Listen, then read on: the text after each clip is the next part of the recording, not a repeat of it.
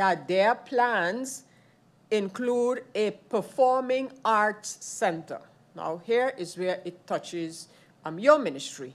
And I ask, are you aware of these plans, and what should I imagine when it is stated a performing arts center in the building to be constructed by the Chamber of Commerce on the Pondfield / the Ring Road?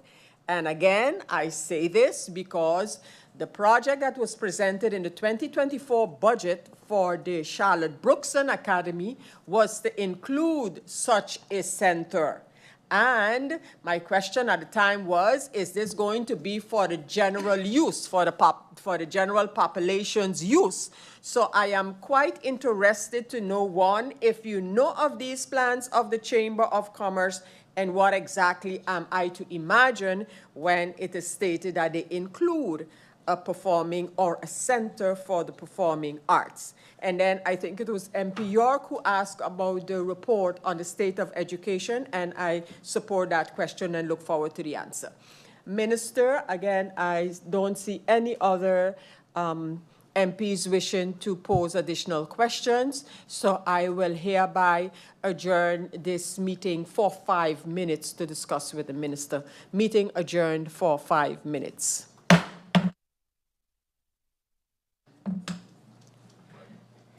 Members of Parliament, ladies and gentlemen, welcome back as we continue with the Central Committee meeting of Parliament handling the draft budget amendment or the draft amended budget for 2024. We started out with the Minister of Finance, and questions were posed by members of Parliament, not only regarding the Ministry of Finance, but other ministries as well. And subsequently, ministers appeared to answer the questions regarding their respective portfolios. And we have had several ministers. The last minister up until this moment was the Minister of ECYS. Questions were posed to the minister after the answers were provided to the initial questions. And now we are going to continue with the Central Committee meeting. The Minister of ECYS will indicate in a little while when he will be able to respond to those questions just posed. And in the meantime, until we get that indication from the minister, we will continue with the next ministry. So I will again adjourn for 2 minutes, and we will change ministers and their support staff to continue with the Minister of Tourism, Economic Affairs, Transport, and Telecommunication. So the meeting is adjourned for 2 minutes. We'll get our change going, and we look forward to hearing from the Minister of ECYS when he can be back in Parliament to respond to the questions. So right now we're going to adjourn for 2 minutes just to allow that change. Meeting adjourned. Members of Parliament, ladies and gentlemen, welcome back.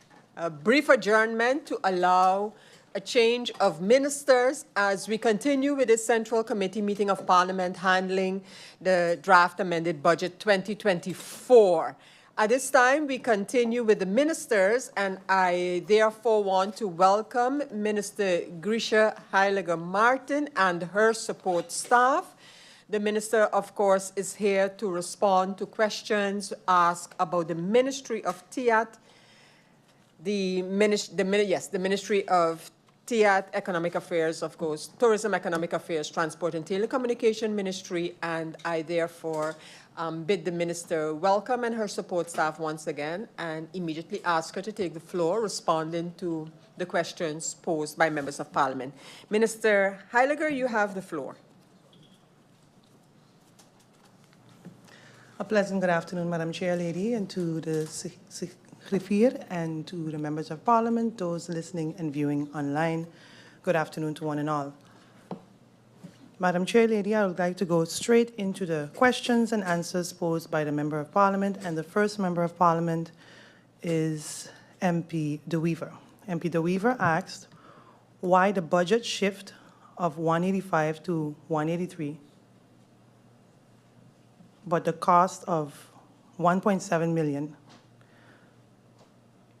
when we have a change of 2 personnel, make the link between the budgeted from 17 to 11. Not sure if, I hope I can answer the answer correctly, because the question is a little unclear, so bear with me. So in the original budget of 2024, certain vacancies were planned for a full 12-month period.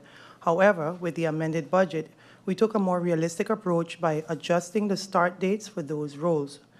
As a result, the months allocated for some positions were reduced to 4 or 5 months, depending on the circumstances. Additionally, we had a few cases, 3 in total, where civil servants left the organization either due to retirement, resignation, or a leave of absence. While the months allocated for these positions have been cut accordingly, they are still reflected in the budget as active workers. I go on to the questions posed by MP Omar Otley. MP Omar Otley stated, speaking of tourist tax, is the intention of the government to continue the process? And he stated that the tourist tax, they did a study in the office based on the Caribbean, $15 to $25 per person, and we would not be out of the region. We would not be out of the region in regards to competition. What is the view? What is my view on this? So this study was mentioned, will assuredly be reviewed, as it was not part of the transition document. While it is valuable to benchmark ourselves against the neighboring islands, we must consider the broader implications of implementing a significant tourism tax. Given our island's past neglect to tourism development, it is crucial to find a balance between investing in our product and imposing hefty financial burdens on visitors. While I do understand the need for a dire structural revenue for country St. Maarten and agree with the Minister of Finance that we cannot continue to place a financial burden solely on the people of St. Maarten, once we receive advice from the SED, together with the Minister of Finance, we will review and discuss the best way forward. MP Otley asked regarding the vending village. There is a reduction of 220 guilders, and that I mentioned that there was no increase or decrease, but the statement was withdrawn, yet the reduction is still there. I think, and correct me if I'm wrong through you, Madam Chair Lady, MP Otley might be confusing the vending village and the marketplace. So during the 2024 budget debate, the previous minister decided to prioritize the marketplace project over the vending village. As a result, funds initially allocated to the vending village were redirected to the marketplace. By making this adjustment, the government's contribution to the marketplace ended up being less than what was originally budgeted for the vending village, so leading to the budget reduction for the vending village. Then MP Otley stated, reduction on online marketing agencies and product development beautification elements.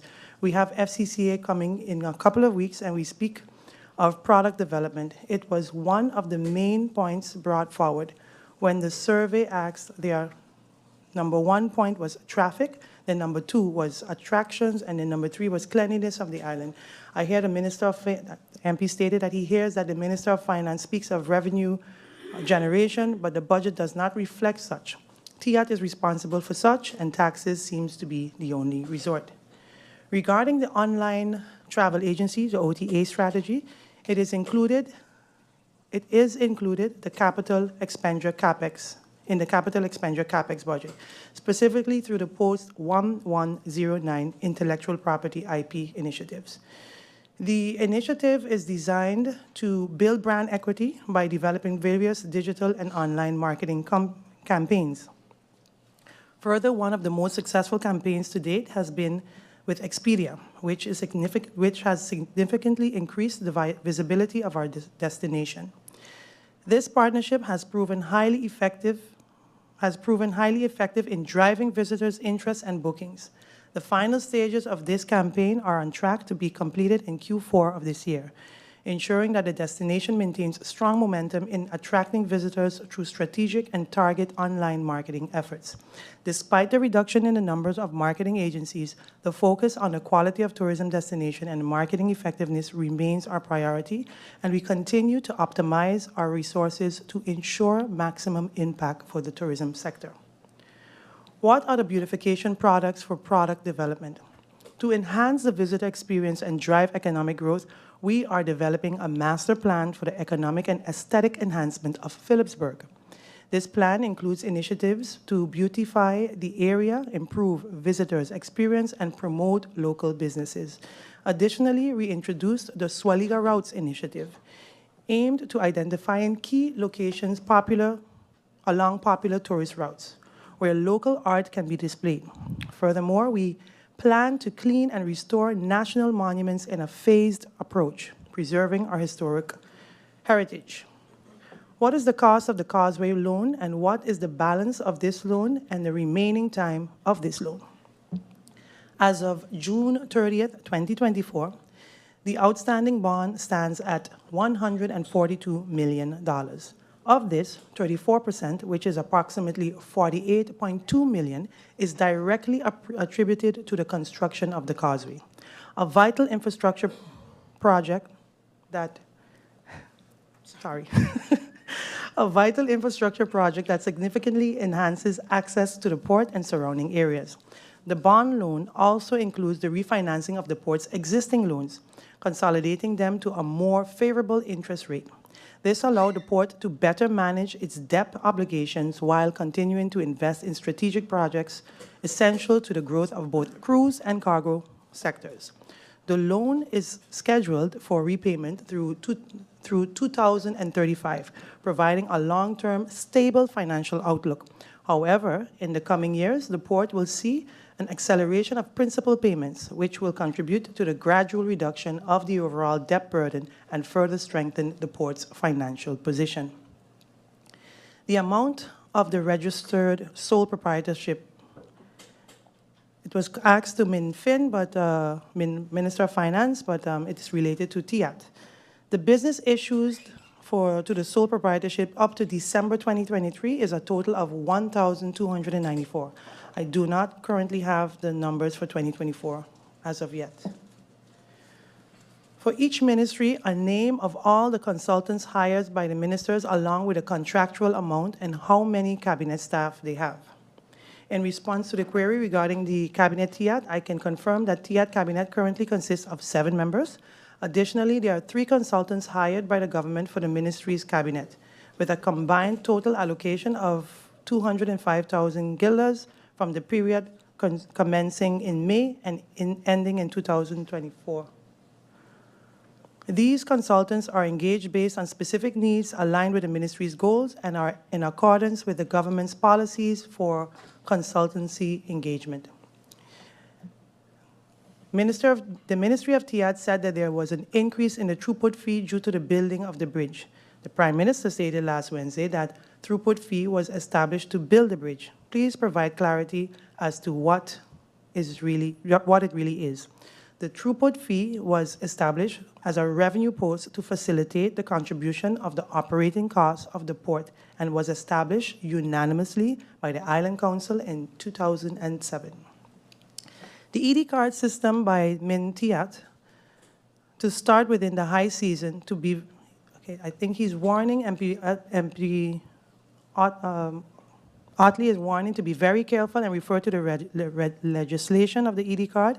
And there you can find the ED card before and upon arrival. He stated that he's cautioning the minister until the legislation is changed, make sure it's mentioned that it can be done upon arrival or before to ensure people don't cancel their flights or missed. So an updated news release was shared and in a way to move towards improving efficiency and the process in transitioning online, where all necessary information will be filled digitally. While residents are not obligated to complete this form, it is strongly recommended as doing so can significantly expedite your entry and departure process. Currently, the system is in a testing phase and allowing for evaluation and adjustments before it becomes mandatory for all visitors and transit passengers traveling to or through St. Maarten. No official date has been set for when this requirement will be enforced. Last question by MP Otley, hotel room tax. We are said to have a very low rate in that region. What is the minister's view? Our island's tourism product has undeniably fallen behind in recent years. While low rates are a